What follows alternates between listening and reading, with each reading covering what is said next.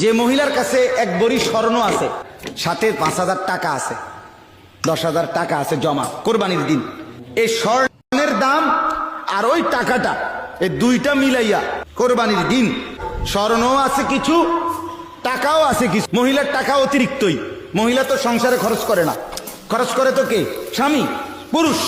তো তার কাছে যে 5,000 10,000 টাকা আছে, স্বর্ণ আছে, এই দুইটা মিলাইয়া যদি 52.5 বড়ি রূপার দাম, মানে এই 84,000 টাকা দাম আসে, আল্লাহর কসম এই মহিলার উপরে কোরবানি ওয়াজিব।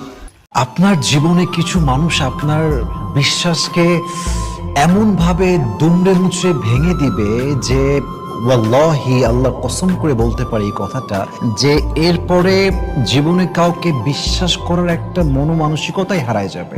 মনে হবে যে যতদিন বেঁচে আছি, जब तक मैं जिंदा हूं किसी को मैं यकीन नहीं कर सकता अपनी जिंदगी में।